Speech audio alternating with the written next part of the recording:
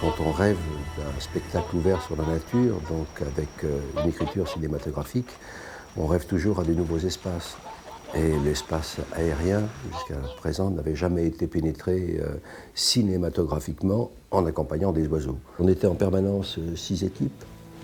6 équipes réparties donc, sur 40 pays à peu près. Oui, c'est une quarantaine de pays.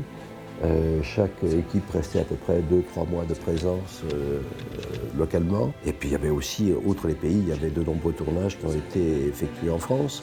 Nous étions partis pour tourner à peu près pendant 2 ans, je crois que ça a duré finalement 3 ans et demi.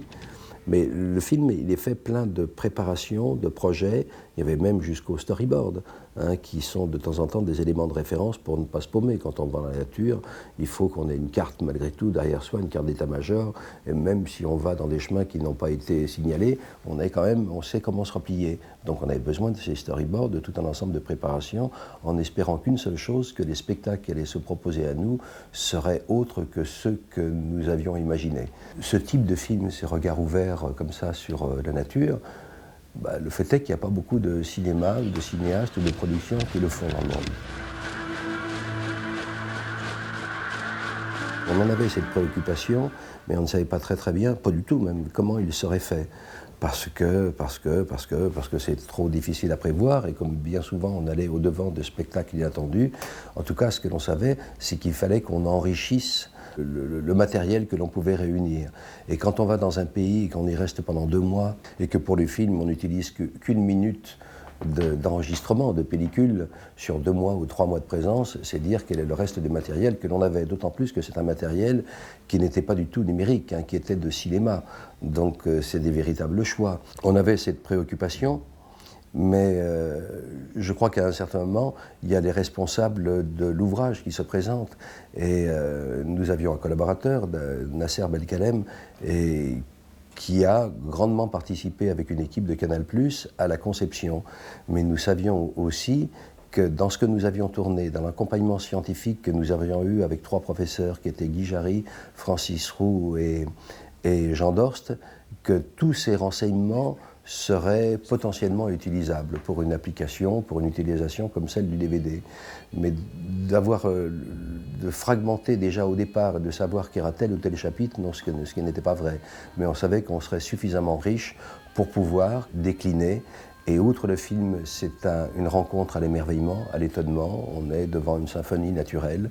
La série de télévision explique précisément et accompagne précisément et nous renseigne sur les personnages que l'on observe.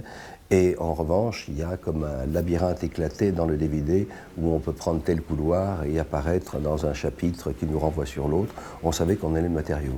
Mais moi, je n'ai pas la connaissance encore technique du tout du DVD, de toutes ces possibilités. Je sais qu'il faut qu'on amène suffisamment de richesse pour pouvoir être exploité. On a un minimum préparé, de façon à ce qu'on ne parle pas pendant 3 heures sur un film qui n'en faisait qu'1 heure et demie. On a préparé, non pas simplement quant au texte, mais de se dire, là, c'est toi qui vas intervenir, là, il nous semble que c'est toi à intervenir. Michel Debatz, qui a tourné, par exemple, La Pollution. En ce qui concerne des scènes en Amérique, c'était Jacques Cluzot. En ce qui concerne d'autres scènes plus petites, c'était moi qui intervenais. Et bien souvent, que ce ne soit pas simplement les carnets de l'aventure, mais qu'il y ait toujours le véritable intérêt de la démarche. Et donc, c'est le regard scientifique. Quelles sont les façons d'accompagner les oiseaux? C'est par le rêve, c'est par la poésie, c'est par l'imaginaire. Mais de se dire qu'aujourd'hui, puisque l'homme arrive à voler avec des ailes delta, à être en contact avec un environnement aussi diffus que l'air, et de savoir qu'il y a un contact comme ça, et que ce contact, au lieu d'accomplir ses performances et ses vols d'une façon solitaire, il peut le faire en compagnie d'oiseaux. Voilà, bien souvent pour raconter un film cinématographique, on raconte toute l'intrigue. Là, il y avait juste à évoquer l'envolée des oiseaux. Donc le sujet était là.